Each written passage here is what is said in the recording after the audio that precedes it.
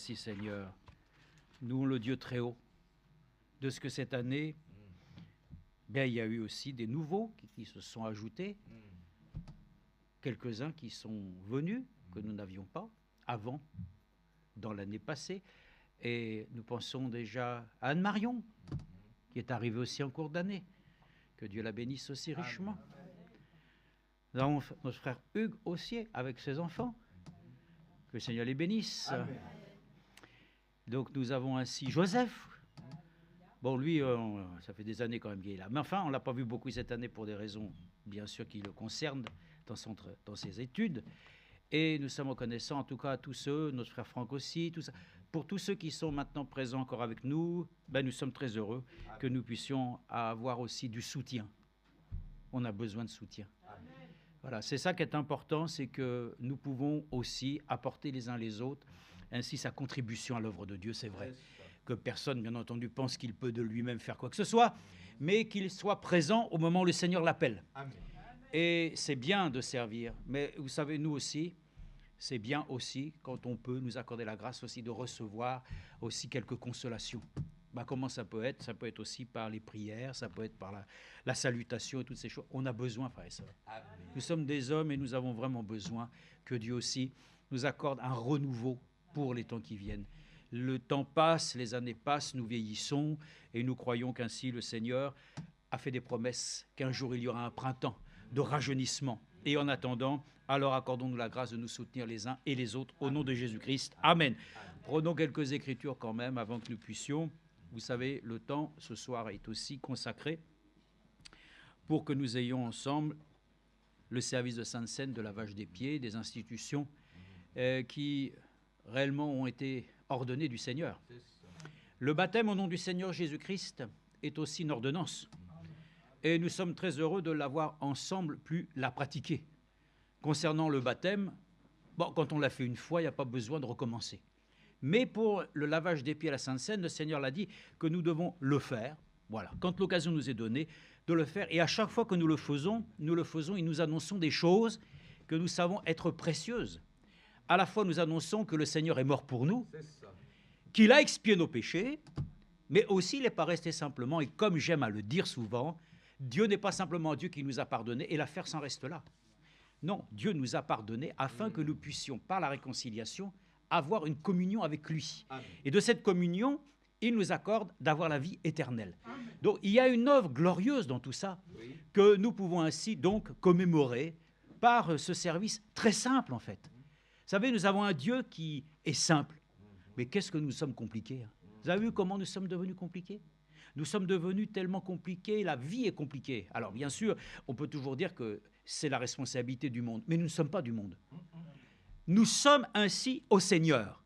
Et nous devons ainsi pouvoir le dire encore une fois, nous devons pouvoir ainsi nous accorder la joie d'avoir un cœur reconnaissant et de pouvoir ainsi ne pas nous laisser aller tranquillement, n'est-ce pas?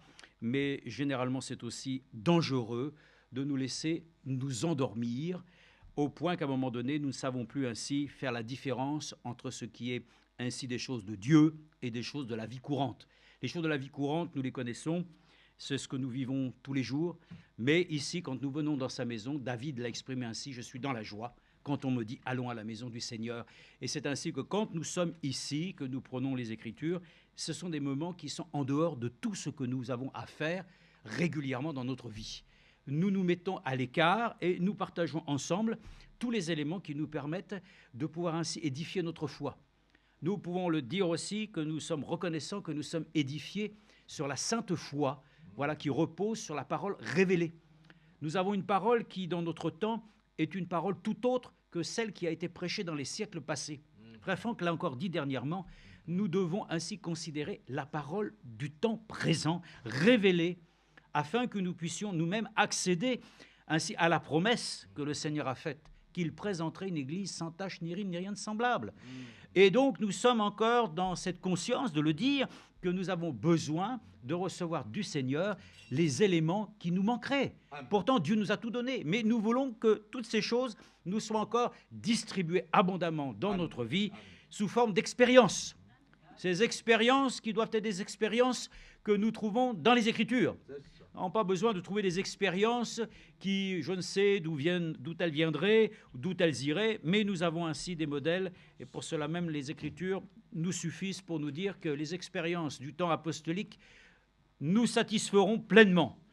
S'il y a eu un baptême du Saint-Esprit, ça doit te satisfaire. S'il y a eu aussi une grâce que Dieu a fait de déverser aussi sur l'Église son bon esprit et aussi d'accorder des dons, ça devrait nous satisfaire. Amen. Si Dieu nous a accordé la grâce d'établir des ministères dans son Église pour l'édification, cela devrait nous satisfaire. Donc, voyez-vous, nous devrions nous satisfaire. Nous devrions même nous réjouir de toutes ces choses. Mais ainsi, prenons simplement une écriture.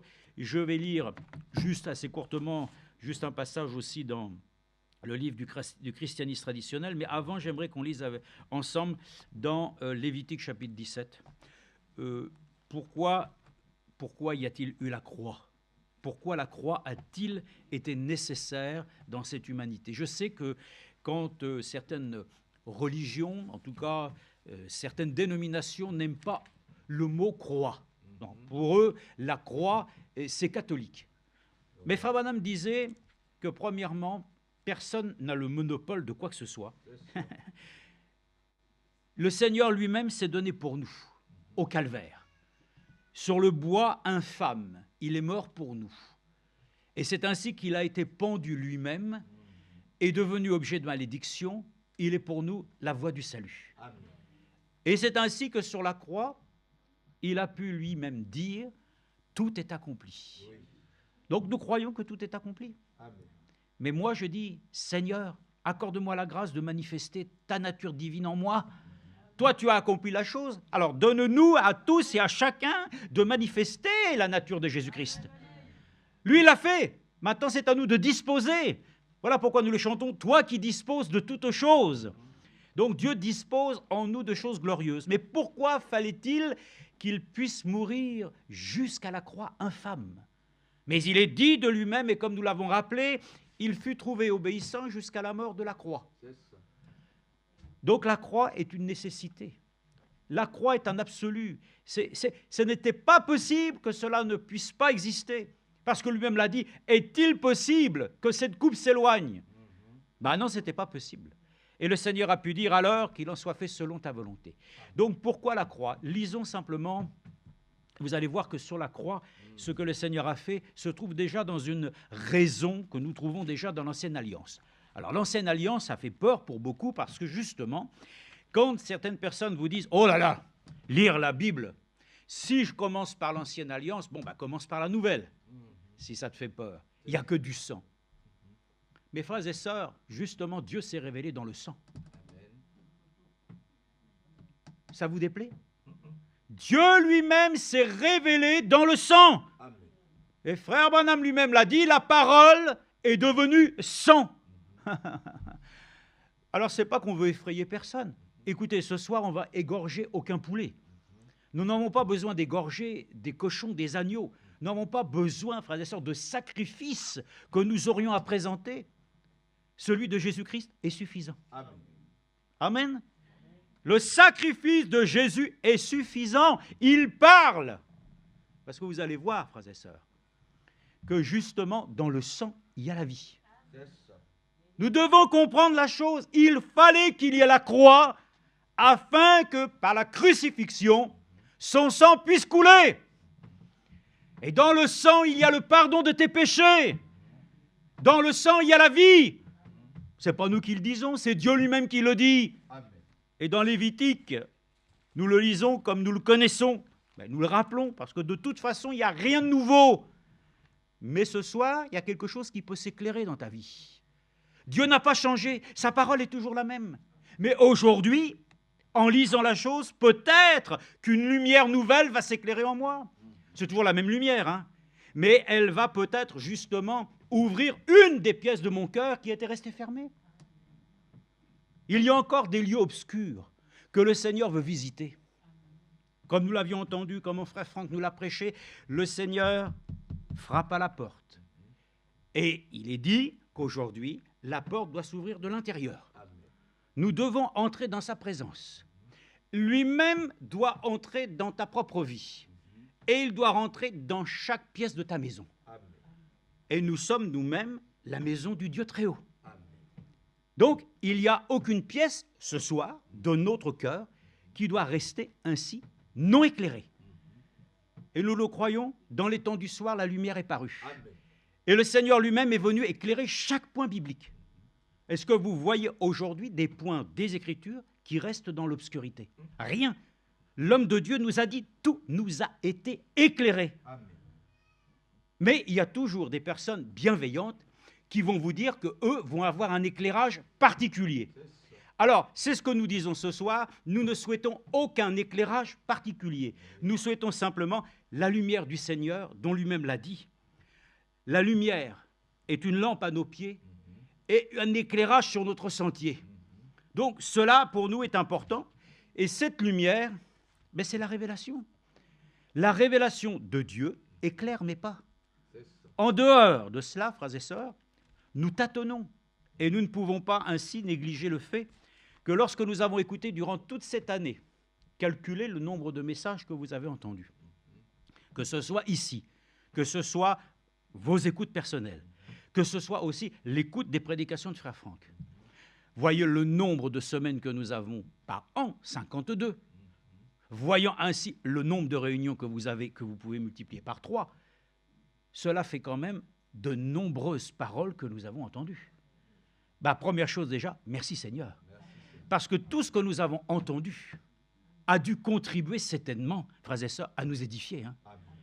Si, au bout de cette année, l'ensemble de ce que nous avons entendu n'a pas suscité une foi nouvelle, c'est que nous n'avons jamais écouté, en fait. C'est que nous avons simplement entendu, mais nous n'avons pas porté attention. Frères et sœurs, portons attention à l'Écriture, passons pas à côté. Parce que simplement, on le lit et on passe très rapidement. Mais il faut rentrer dans le sujet. Et le sujet lui-même nous dit, je vais le trouver, Lévitique, chapitre ainsi 11, non 17, pardon, chapitre 17, on lit à partir verset 10. Ça, c'est important, frères et sœurs. Pourquoi devait-il y avoir la croix? Parce qu'il devait y avoir un homme qui devait souffrir pour toi. Mais de ses souffrances, oh, frères et sœurs, de ses souffrances, du sang a coulé et de ses meurtrissures, la guérison a jailli. C'est ainsi qu'alors même, nous le voyons, selon ce qui avait été prophétiquement annoncé, son côté devait être percé. Et de ce côté est sorti de l'eau et du sang. Amen. Amen. Et l'homme de Dieu dit, de ce côté est née l'Église. Alléluia. Amen. Nous sommes nés, frères et sœurs, et nous sommes nés d'esprit, d'eau et d'esprit. L'eau, c'est la parole. L'esprit, c'est comme nous l'avons entendu mercredi, c'est ce qui te rend capable de pouvoir vivre les choses de Dieu. Et il dit, si un homme de la maison d'Israël ou des immigrants qui résident au milieu d'eux consomme du sang quelconque, je tournerai ma face contre la personne qui consume le sang. Et je la retrancherai du milieu de son peuple. Et voilà que ce soir, nous sommes conviés à pouvoir mettre en pratique ce que le Seigneur a dit. Vous devez boire mon sang. Nous devons boire le sang. Et pourtant, les prescriptions sont claires. Le sang est une chose qui ne doit pas être consommée. Mais lisez la chose, déjà dans le sens propre des termes. Verset 11. Lisez ce verset de la Bible. Vous êtes intéressé par la sœur? Donc, je vois que vous tournez. La sœur, elle va bien, chemin. C'est pas grave. Non, mais ça, c'est pas grave. Ici, vous êtes les yeux sur la Bible ou pas? Vous êtes là concentré sur... voilà. Bon, d'accord, ok. Alors, je continue. Car, écoutez bien, ce verset de la Bible expliquera pourquoi il devait y avoir un supplice. Pourquoi il devait y avoir un chemin de croix? Je suis allé à Jérusalem. Oh oui, j'ai vu, la Via Dolorosa. Les gens portent une croix en bois. Et puis j'ai vu que c'était quand même un sacré morceau. Et à un moment donné, je voyais la personne arriver avec la croix. Et puis à un moment donné, j'ai dit, c'est lourd ça. Mais il y avait, au bout de la croix, il y a une roulette. Donc comme ça, le poids repose ainsi sur un roulement qui fait que la personne peut avancer sans avoir trop de difficultés. Mais lui, il a porté sa croix. Il n'y avait pas de roulette. Il a fallu que même Dieu lui-même suscite un Simon de Cyrène pour pouvoir ainsi l'aider ainsi dans cette situation compliquée. Mais maintenant, l'explication est claire. Car la vie de la chair est dans le sang. Ah, frères et sœurs, vous comprenez? La chair, la vie de la chair est dans le sang. Amen. Jésus lui-même a dit, je suis le chemin, je suis la vie, je suis la résurrection, je suis la vérité. Il était lui-même devenu pour toi et pour moi le Dieu qui s'est identifié dans la chair. Amen. Donc il fallait lui-même qu'il s'identifie dans ce que nous étions nous-mêmes, des pauvres corps de chair déchus, pécheurs, condamnés. Et lui a fallu qu'il puisse venir expier tes péchés en étant lui-même celui qui laisse couler son sang, car dans son sang il y a la vie. Amen. Car la vie de la chair est dans le sang. Je vous l'ai donné sur l'autel afin qu'il serve d'expiation pour votre vie. Mais notre vie, frères et sœurs, parce que je vais vous dire une chose, vous savez que notre organisme, notre corps, il y avait un frère un jour qui avait dit ça, bon, parce que, je ne sais pas, on va dire comme ça, disons qu'il avait ainsi dans son cœur de prêcher les 7 tonnerres. Donc il faut tout ramener à 7. Il a dit, oui, même le Seigneur Jésus-Christ, son sang a coulé, et il a coulé et il a perdu 7 litres de sang. Bon. L'organisme en contient que 5. C'est déjà pas mal. Nous n'avons pas besoin d'inventer des choses. Il n'est pas dit la quantité de sang qui a coulé. Mais je vous le dis, que ça soit pour toi, pour moi, une seule goutte de son sang suffit ce soir. Amen. Amen. Pour nous laver et nous purifier de tous nos péchés. Amen. Il n'y a pas besoin, frères et sœurs, comme Pierre le disait, et comme nous le verrons, alors nous allons faire le lavage des pieds, mais alors non, Seigneur, lave-moi aussi la tête et le reste. Non, déjà vous êtes purs, vous avez déjà été lavés, la parole vous a déjà lavé. Vous n'avez simplement besoin que de vous laver les pieds, on le verra, mais simplement pour montrer qu'il y a de ces symboles, des choses puissantes qui démontrent qu'à travers l'action que Jésus-Christ a menée, son sang, frères et sœurs, a été répandu pour nous, parce qu'il est écrit « car la vie de la chair est dans le sang ». Bon, donc lui-même s'étant fait homme de chair, son sang n'a pas coulé en vain. Il a coulé pour toi, il a coulé pour moi. Comprenons-nous pourquoi il devait y avoir ainsi une croix qui se dressait sur Golgotha, afin que lui-même puisse laisser son sang couler pour toi, que son sang, frères et sœurs, puisse reposer sur nous. L'homme de Dieu a pu dire, frères et sœurs, nous sommes sous le sang de l'agneau. C'est là où nous devons même placer nos familles, ceux que nous portons dans notre cœur et qui ne sont pas encore identifiés, frères et sœurs, dans le Seigneur Jésus-Christ. Alors nous les plaçons sous le sang, parce que sous le sang, si vous voyez ensuite comment les choses se sont déroulées, alors le Seigneur lui-même, lorsque le peuple d'Israël est sorti de l'Égypte, ce qu'on appelle la Pâque, frères et sœurs, le sang devait être apposé sur les linteaux. C'est ainsi qu'alors l'ange destructeur est passé au-dessus, parce que là où le Seigneur voit le sang, où il voit la vie, frères et sœurs, mais pas n'importe quelle vie. Vous savez que la vie des hommes aujourd'hui, on se demande ce qu'elle vaut, n'est-ce pas? Les hommes s'entretuent. Et pourtant, le Seigneur lui-même dira, et je le crois de tout mon cœur, frères et sœurs, nous ne devons jamais répandre le sang innocent. Le sang, frères et sœurs, est une chose même qui crie et qui parle.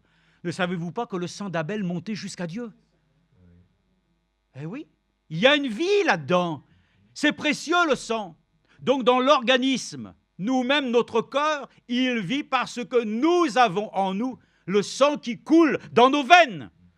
Et il est dit que le sang est un tissu liquide qui circule dans notre corps grâce aux vaisseaux sanguins, composé de globules rouges et de blancs, de plaquettes qui baignent dans un plasma, transporte l'oxygène et les éléments absolument indispensables, nutriments et même les hormones, afin que notre être puisse lui-même ainsi prospérer. Gloire à Dieu.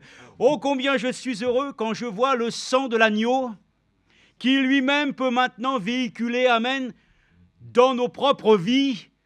Nous n'avons pas besoin, frères et sœurs, de pouvoir simplement demander ainsi, je crois, à n'importe quel organisme qui pourrait faire une transfusion de sang, Vous direz, je voudrais ainsi du sang divin. Vous ne le trouverez jamais. Et ce n'est pas une question d'avoir une transfusion de sang telle qu'ainsi nous devrions l'avoir si nous en avions besoin pour notre corps. Nous avons besoin de recevoir la vie de Dieu à travers celui que Dieu a envoyé, Jésus-Christ, qui a accompli pour toi une œuvre définitive. Et celui qui croit que le sang a coulé pour lui et qui l'accepte en tant que sacrifice libératoire, alors la vie de Christ vient habiter dans ton cœur et cette vie vient animer ainsi alors ton âme pour qu'elle puisse vivre maintenant une vie nouvelle. C'est ainsi qu'une nouvelle création, nous le sommes. Et ça, c'est important, car la vie de la chair est dans le sang. Je vous l'ai donné sur l'autel afin qu'il serve d'expiation pour votre vie. Amen. Car c'est par la vie que le sang fait l'expiation. Est-ce que c'est une chose sur laquelle nous pouvons le dire, que lorsque nous prendrons aussi la Sainte Seine, nous pourrons alors comprendre ce que son sang réellement représente à travers le vin, à travers ce symbole dont nous allons voir comment frère Franck l'explique d'une manière suffisamment claire pour que nous ne pouvions pas avoir ainsi à se dire cette chose est compliquée. Non, c'est nous qui sommes compliqués. Mais Dieu est très simple et il nous révèle simplement le fait que déjà, dans le sang, il y a la vie. Et la vie ainsi a été manifestée pleine de grâce. Le Seigneur Jésus-Christ s'est donné volontairement pour chacun d'entre nous. Donc, ayons du respect pour la vie qui nous unit les uns les autres. Cette vie que Christ ainsi a pu nous accorder à tous, c'est le salut par grâce. Alors, remercions-le de tout notre cœur, parce que nous le savons qu'ainsi le Seigneur dit lui-même ici, dans Matthieu 27, d'autres Écritures pour vous montrer encore une fois que c'est important que nous puissions comprendre que le sang qui a coulé n'est pas n'importe quel sang. C'est un sang divin. N'oubliez pas que Marie elle-même a été conçue par le Saint-Esprit. Et cette chose a fait que le Seigneur lui-même était dans ce monde sans péché. Alors, Matthieu 27, là, nous trouvons ça facilement. C'est dans la Nouvelle Alliance, Matthieu 27, les versets 24 à 26.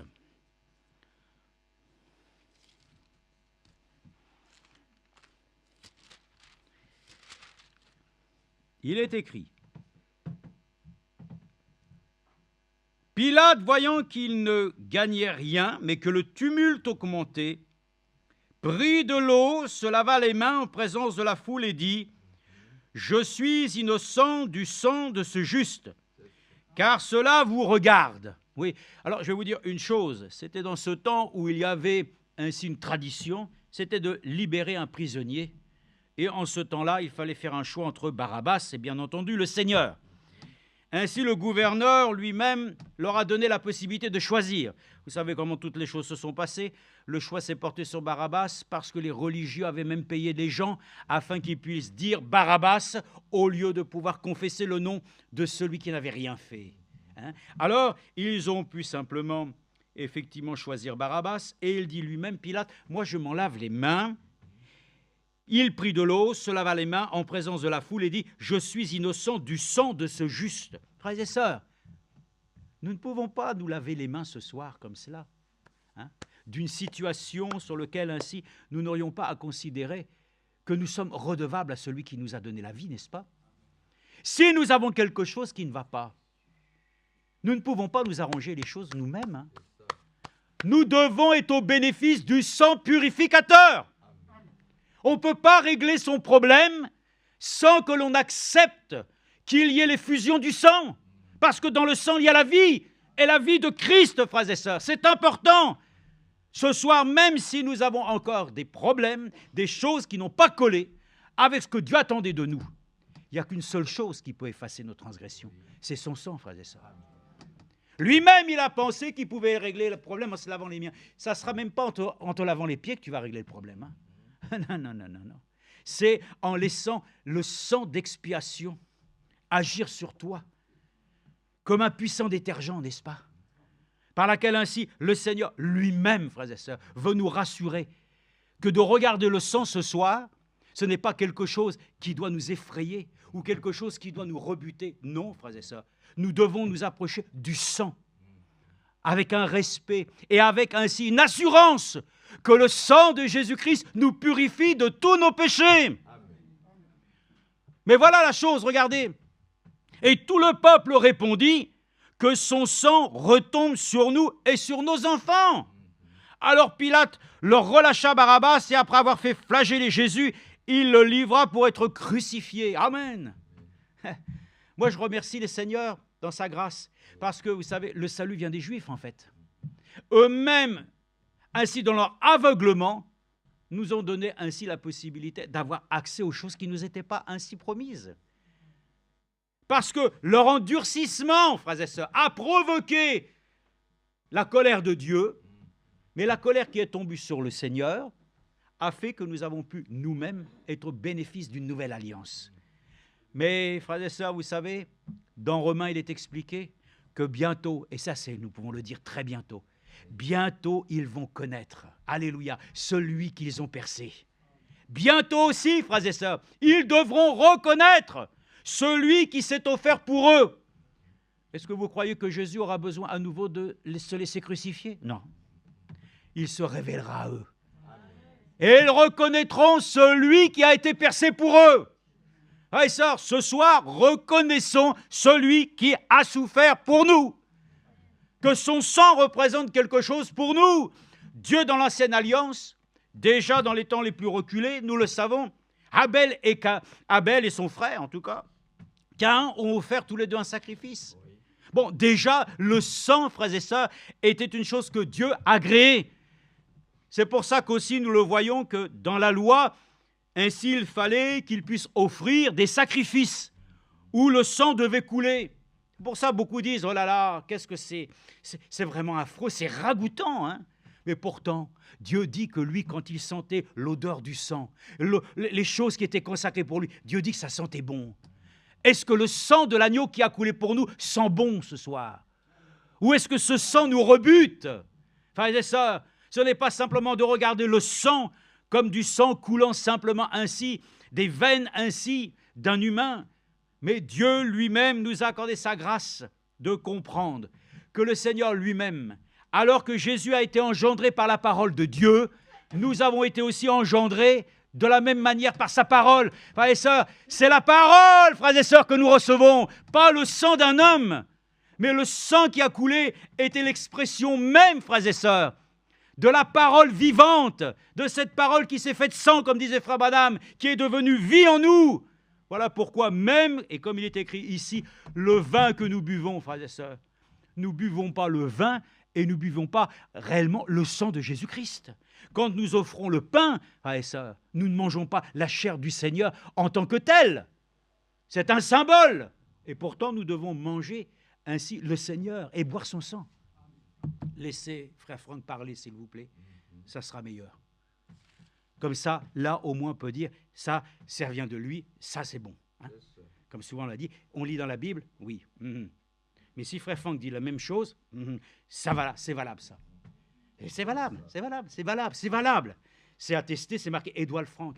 Mais frère et sœurs, ce qui est marqué dans la Bible est valable pour tous et pour chacun, en tout temps, en tout lieu. Si le Seigneur te dit que le sang pour toi parle favorablement, tu n'as pas besoin d'attendre que ce soit ainsi à nouveau instruit par quelqu'un d'autre. Accepte-le maintenant. Et voilà pourquoi ainsi tu traînes pendant des années même ainsi des déficiences. Parce que tu ne prends pas au mot réellement les choses que Dieu dit ce soir.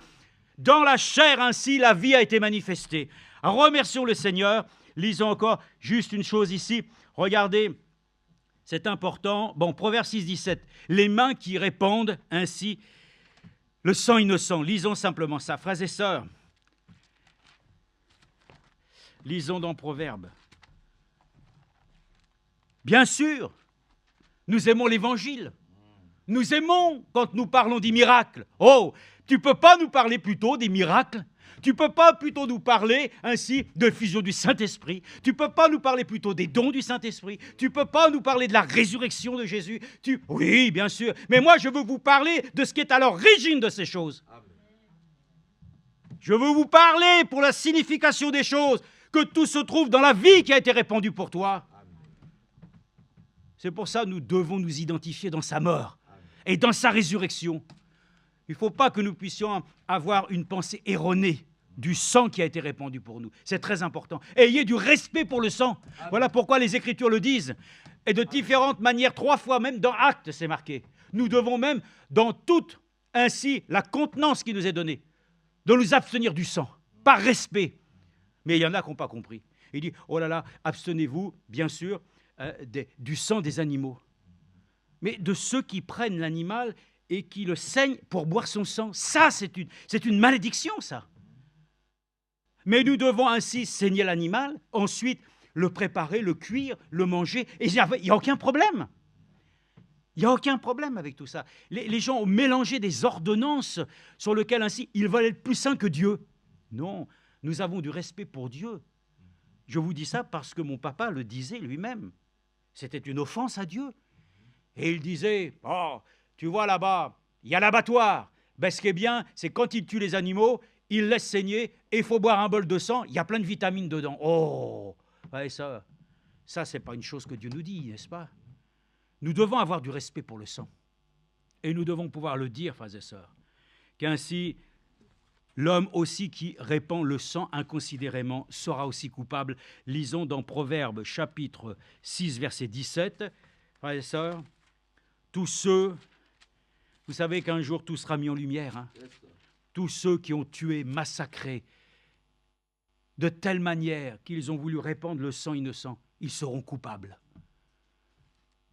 Et il est écrit, verset 6, oui, Proverbe chapitre 6, verset 17, « Les yeux hautains, la langue trompeuse, les mains qui répandent le sang innocent, le cœur qui médite des projets injustes, les pieds qui se hâtent de courir en mal, le faux témoin qui profère des mensonges et celui qui déchaîne des querelles entre frères. » Voyez-vous? Mais il est marqué ici, ceux qui répandent le sang innocent. Amen.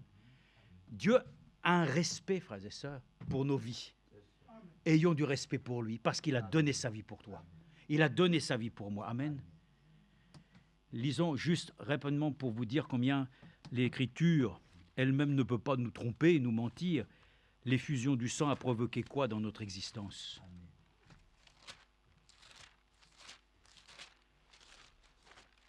Laissons l'Écriture de Hébreux chapitre 5, verset 9 aussi nous parler, nous dire, et comme nous l'avions ainsi mentionné, celui, verset 7, qui dans les jours de sa chair offrit à grands cris et avec des larmes, des prières et des supplications à celui qui pouvait le sauver de la mort. Ayant été exaucé à cause de sa piété, il a appris, bien qu'il fût le fils d'obéissance, parce qu'il a souffert, après avoir été élevé à la perfection, il est devenu, pour tous ceux qui lui obéissent, l'auteur d'un salut éternel. Amen. Dieu l'ayant proclamé souverain sacrificateur selon l'ordre de Melchisédek.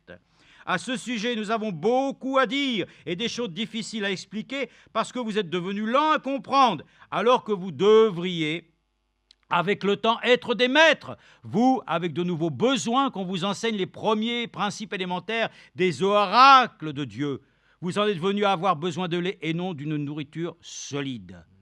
Or, quiconque en est au lait n'a pas l'expérience de la parole de justice, car il est un enfant. Mais la nourriture solide est pour les hommes faits, pour ceux qui par l'usage ont le sens exercé au discernement du bien et du mal. Amen. Amen. Ah, les gens aiment bien entendre de l'évangile. Oui, Jean 3,16. Mes frères et sœurs, pour nous, Jean 3,16, comme il est écrit, celui qui croira en celui que Dieu a envoyé. Hein? Bon, il ne peut pas être condamné.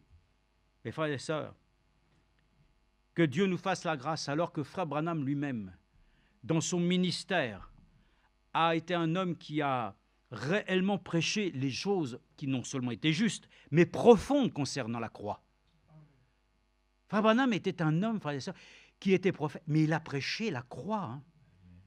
Il a prêché les choses profondes.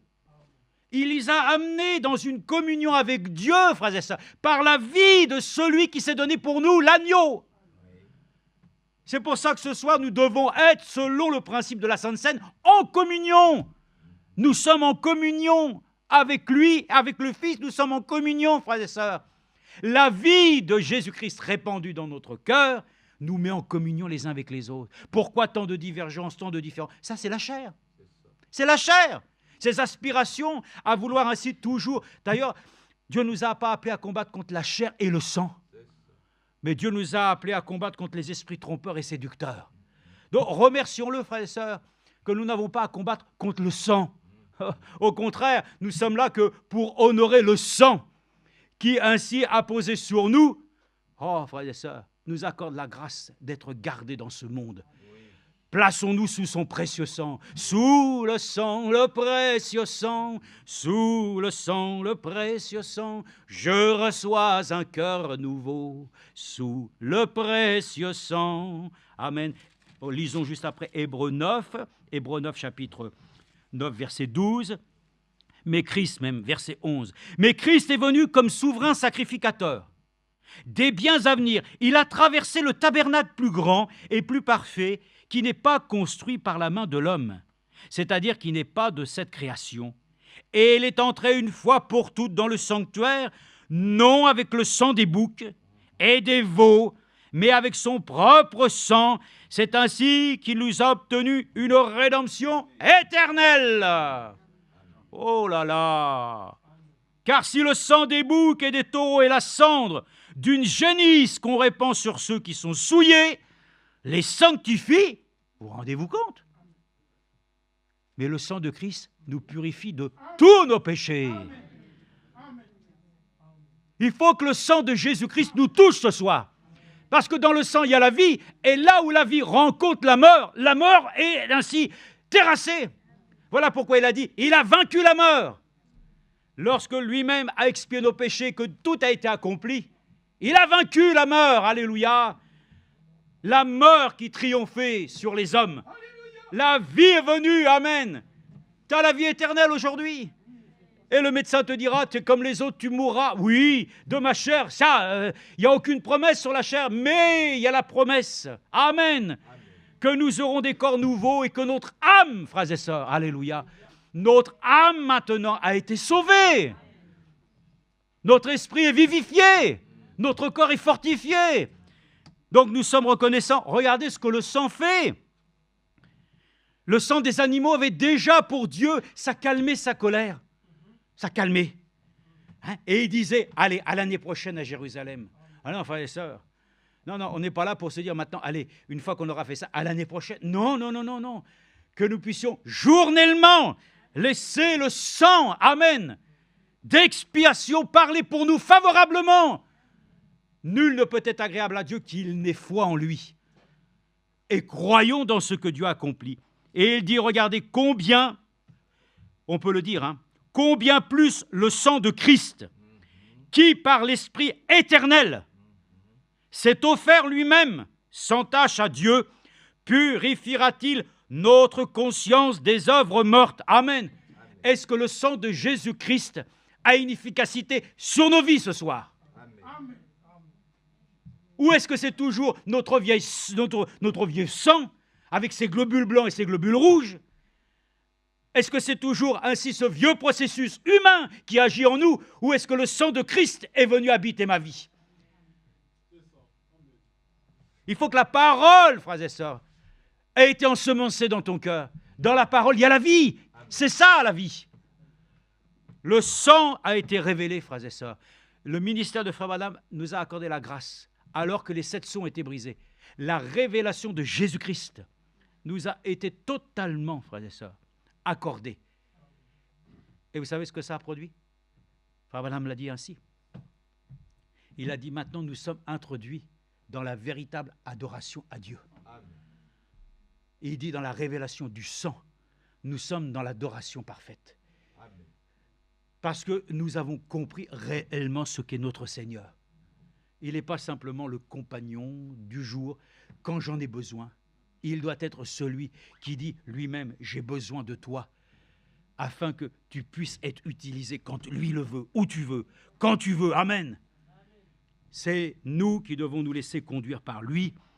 Voilà pourquoi il est dit Purifiera-t-il vos consciences des œuvres mortes pour que nous servions le Dieu vivant? Voilà pourquoi il est le médiateur d'une nouvelle alliance, afin qu'une mort ayant eu lieu pour le rachat des transgressions commises sous la première alliance, ceux qui sont appelés reçoivent la promesse à l'héritage éternel. Amen.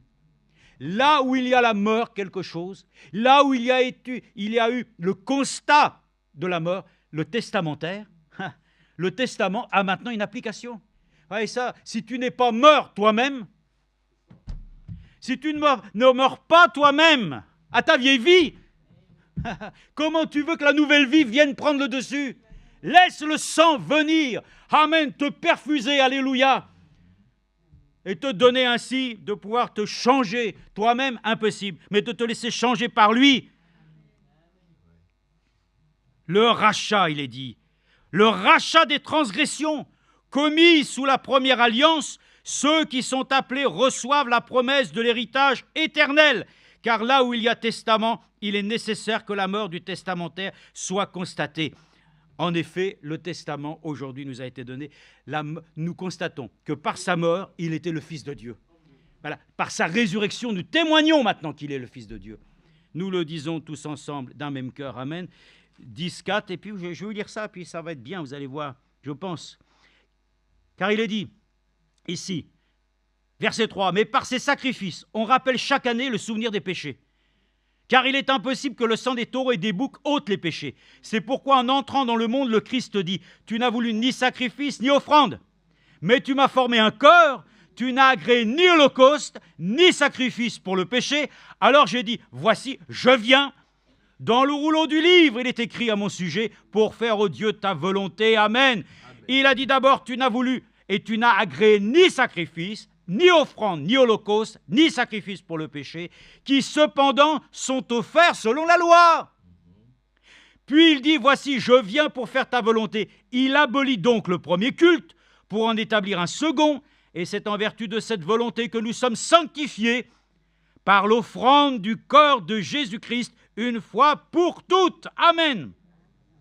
Tout sacrificateur se tient à son poste chaque jour pour faire son service et offrir souvent les mêmes sacrifices qui ne peuvent jamais ôter les péchés. Mais lui, après avoir présenté un seul sacrifice pour les péchés, s'est assis à perpétuité à la droite de Dieu et il attend désormais que ses ennemis deviennent son marchepied. Amen.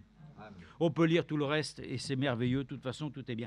Je vois simplement 1 Jean 9, parce que là aussi, l'Écriture le dit, 1 Jean chapitre 1, verset 9, où il est dit, « Si nous confessons nos péchés, il est fidèle et juste pour nous pardonner nos péchés. » Je disais, concernant les malades, il dit, voilà, s'il y a des malades qu'ils appellent les anciens, ils viendront et tout ça. Oui, mais il faut tout lire. Il faut tout lire.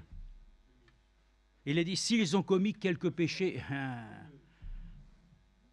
vous comprenez? S'ils ont commis quelques péchés, il leur sera pardonné.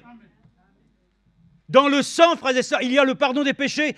Tu veux que le sang agisse? Pour que le sang ait une efficacité, reconnaissons encore nos péchés. Confessons-nous à monsieur le curé. Alors à monsieur le pasteur. Non, alors c'est pas assez. Monsieur le révérend. Frère Franck, il n'est plus là. Vous allez faire quoi? Il n'y a qu'un seul intercesseur entre Dieu et les hommes, Jésus-Christ. Et Jésus-Christ, lui seul. Je connaissais un frère, il disait un jour, dans l'assemblée, il faut qu'il connaisse ses brebis. Alors il est convoqué tous un par un. Et il dit maintenant, de A à Z, tu vas me dire toute ta vie, tu me confesses tout. Démoniaque. Qu'est-ce qu'un homme a besoin de connaître? La vie des gens et de décortiquer tout. Que cette même personne soit amenée à Jésus-Christ. Et de lui dire, ma sœur, mon frère, quoi qu'il en advienne de toi, quelle que soit ta vie, as-tu réellement tourné les regards vers le Seigneur? As-tu réellement décidé, consciemment, que ta vie était mauvaise et que tu acceptes maintenant qu'après avoir entendu la parole de vérité, tu acceptes alors de te repentir? Alors, le Seigneur lui-même va laisser ainsi agir. Alléluia, la puissance du sang. La puissance est dans le sang de l'agneau. C'est ce que nous chantons et nous le croyons. La puissance est dans le sang, alléluia, dans le sang de Jésus-Christ, mon sauveur. La puissance est dans le sang, alléluia. À Jésus la gloire, à lui l'honneur. Amen. Donnez-lui gloire. Pourquoi? Parce que son sang, amen, c'est la force pour le croyant. Et nous avons besoin de manger son sang, de manger son cœur et de boire son sang. Amen. Donc je finis ça. Et si nous confessons nos péchés, il est fidèle, juste pour nous pardonner nos péchés et nous purifier de toute injustice. Amen. Je lis simplement ça rapidement. Bon, ça c'est tiré. De toute façon, tout le monde l'a déjà lu, mais nous pouvons le relire avec confiance. Avec confiance. Que ce qui est dit ici répond aussi à justement une catholique qui ainsi pense que quand ils prennent ainsi les ordonnances catholiques, l'Eucharistie, qu'ils mangent littéralement, n'est-ce pas, le Seigneur. Bon. Donc je vais vous dire simplement les choses telles que le Seigneur le dit ici. Il est écrit ici. Nous lisons au sujet de l'institution du repas de la Pâque, c'est dans le christianisme traditionnel, voilà, au souper du Seigneur, hein, il est dit, en Exode 12, versets 1 à 13, « Et le sang vous sera pour signe sur les maisons où vous serez, et je verrai le sang, et là où je verrai le sang, je passerai par-dessus vous. Il n'y aura point de plaie à destruction au milieu de vous quand je frapperai le pays d'Égypte. Hein. Tous les premiers-nés des Israélites furent épargnés. Le sang de l'agneau apporta la sécurité face à la destruction. » Amen. Amen. Moi aussi, je le dis, le sang de l'agneau aujourd'hui nous apporte la sécurité dans nos maisons. Amen. Vous pourrez dire, ouais, d'accord, c'est... Non, appliquez cette chose-là, littéralement. Mais comment? Le sang, je crois dans le Seigneur Jésus. Crois dans sa parole. Sa parole, c'est la vie. Amen. Et il dit, il dit, deux choses ressortent ici. Premièrement, le fait que ce sang répandu pour le peuple d'Israël a donné force de loi à l'alliance. Voilà pourquoi dans le sang, il y a la force, n'est-ce pas? Il y a la puissance. Et qu'il sauva la vie des rachetés.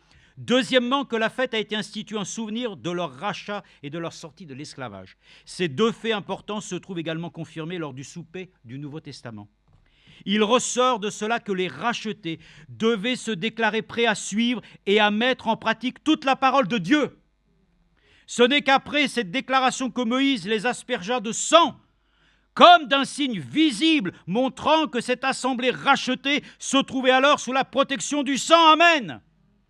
Nous aussi, nous appliquons le sang. Comment? Mais nous sommes un peuple de sacrificateurs pour notre Dieu. Vous comprenez ce que cela veut dire? Ce n'est pas quelque chose, simplement des phrases qui sont données. Nous sommes nous-mêmes des sacrificateurs pour notre Dieu. Nous appliquons le sang. Frères et sœurs, les temps sont mauvais. Il faut nous réfugier sous le sang. Dieu doit voir ainsi que réellement, tu crois réellement dans le sang d'expiation. Et il dit, Moïse les aspergea. C'est en souvenir de cet événement qu'Israël devait célébrer le repas de la Pâque.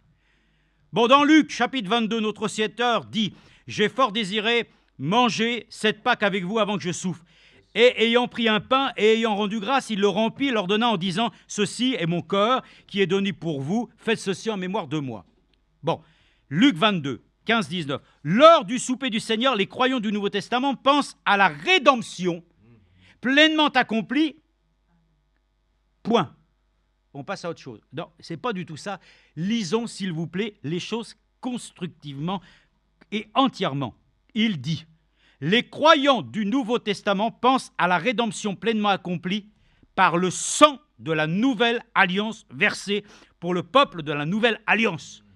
Le Seigneur a représenté symboliquement de quoi il s'agissait.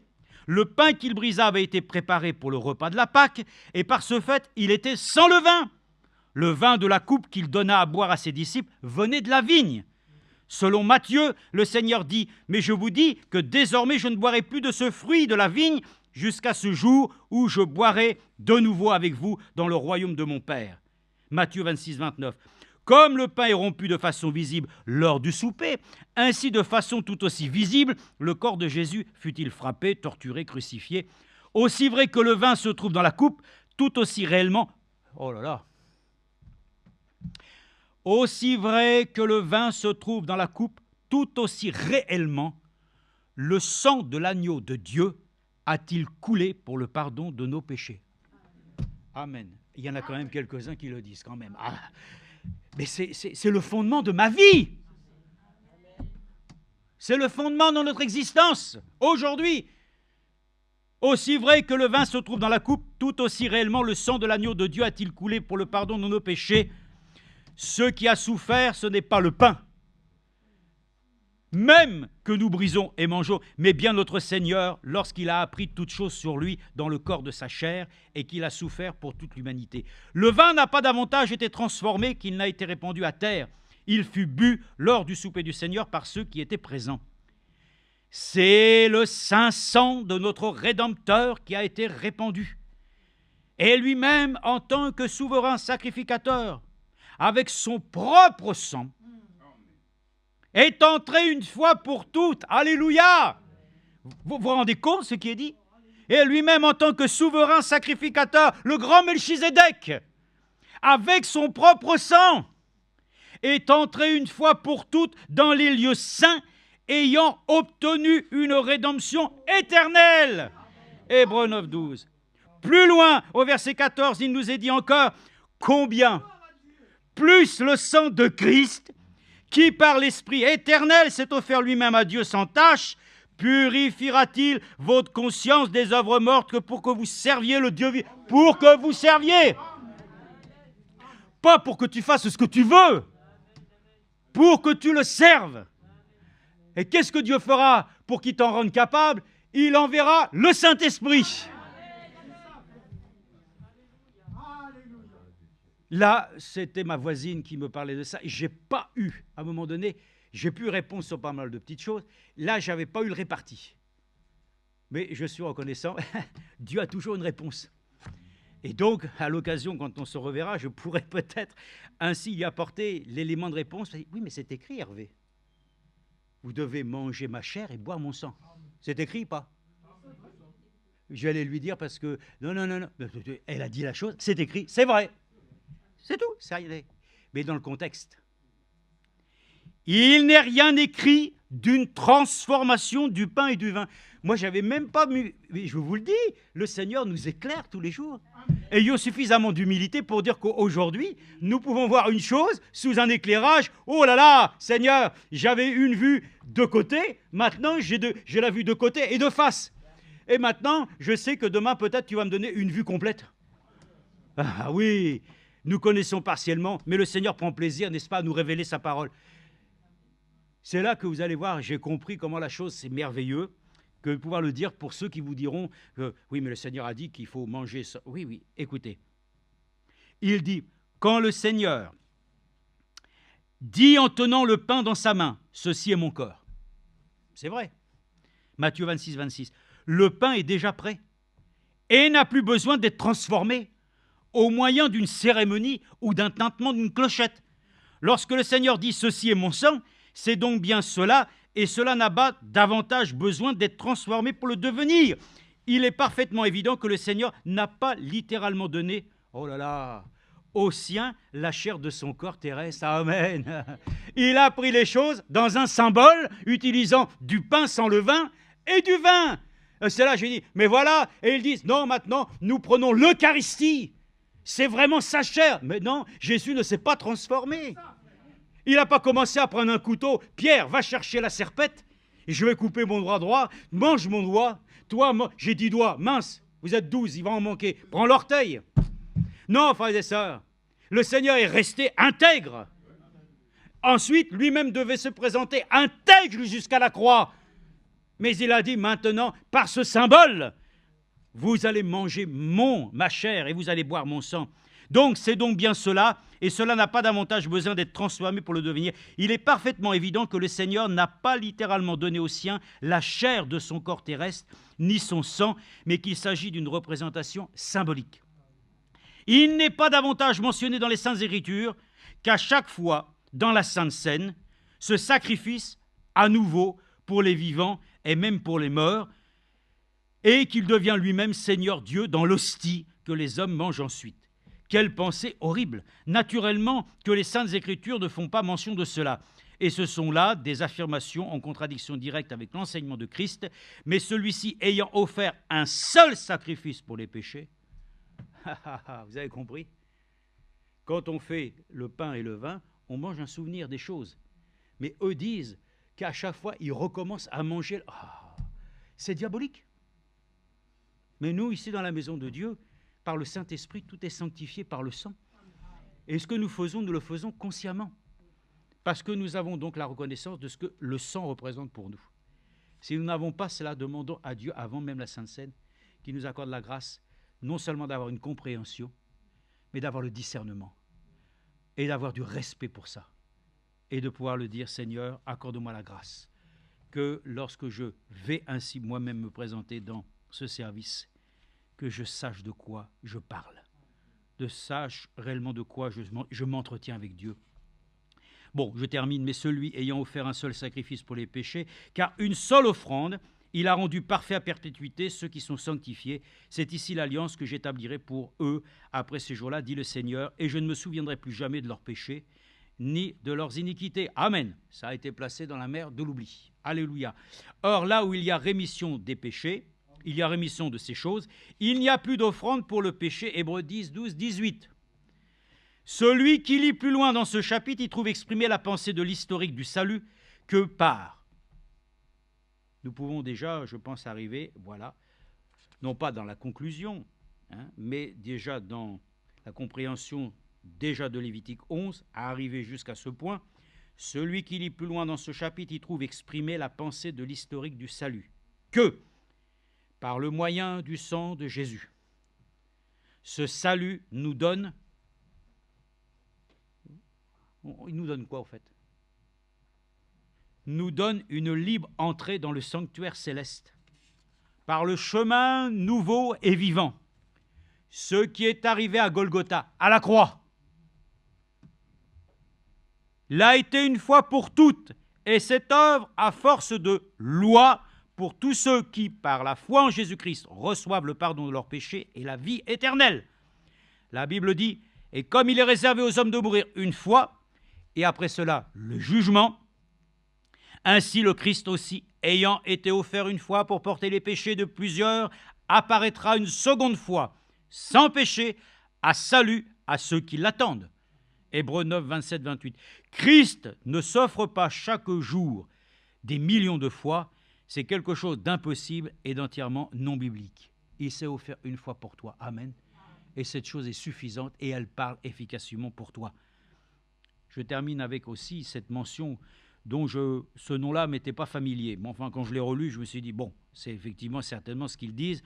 La notion catholique de transbustantation. Oh là là, transbutantiation. Oh, c'est déjà compliqué à dire ça. Et de sacrifice de la messe devrait, dans la pensée catholique, exprimer le fait que les substances, le pain et le vin, seraient véritablement transformées en corps et en sang de Christ. Et celle-ci serait chaque fois à nouveau sacrifiée, puis mangée et bue. Si la chose arrivait réellement, ainsi, ce serait terrible.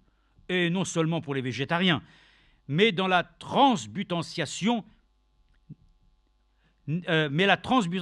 n'existe pas car cela n'a pas été promis par l'Écriture et une telle superstition n'a pas non plus existé dans le christianisme primitif des premiers siècles. Singulièrement, il ne se trouve dans le tabernacle des catholiques que l'hostie seule, que le prêtre va placer sur la langue du participant. Le vin, c'est lui. C'est le prêtre qui le boit ensuite pour tous. Et tous qui est... Non. Nous avons tous part au pain et au vin. Il y a une seule coupe, un seul plateau, nous mangeons tous à la même table. Tous, il n'y a pas de différence. Il n'y en a pas un ici qui pourrait avoir un privilège plus grand, n'est-ce pas? Tout ça, ce sont des choses vraiment sur lesquelles nous n'avons rien à voir, n'est-ce pas? Voilà, il dit l'hostie. Le prêtre va placer sur la langue du participant. Le vin, c'est lui, le prêtre, qui le boit ensuite pour tous. Et tout ce qui accompagne cela, les clochettes de l'autel, l'encens, le cri de Sanctus, Sanctus, ainsi que la génuflexion devant le tabernacle et l'adoration qui y est faite, tout cela est complètement étranger à l'Église de Jésus-Christ. L'Église primitive célébrait le souper du Seigneur de la manière la plus simple. On l'appelait la fraction du pain. Et cela avait lieu ici et là, dans les maisons, Et ils persévéraient dans la doctrine et la communion des apôtres, dans la fraction du pain et les prières. Acte 2, 42. Amen. Bon, que le Seigneur nous bénisse, que nous puissions saisir et comprendre que cette affaire de sang, c'est important, que c'est une chose sur laquelle encore aujourd'hui, son sang qui a coulé pour nous est encore d'une grande efficacité. Ce n'est plus la question d'aller voir ainsi si le Seigneur est dans le tombeau, on y a été, il est vide. Il est descendu de la croix, c'est fini. Maintenant, il a accompli ainsi le ministère qu'il devait faire, il nous a réconciliés avec Dieu, voilà, il nous prépare une place, mais il nous a envoyé, amen, sa précieuse parole et son esprit. Donc nous croyons que le sang, comme mon frère Branham le disait lui-même, la parole a été faite chair, elle a été faite sang. Voyez-vous, nous avons la vie. La vie de Christ doit nous posséder. Si la vie de Christ ne nous possède pas, frères et sœurs, alors nous allons être les plus malheureux, bien entendu. Ayons l'assurance de notre expérience. N'ayons pas ainsi de gêne avec le Seigneur.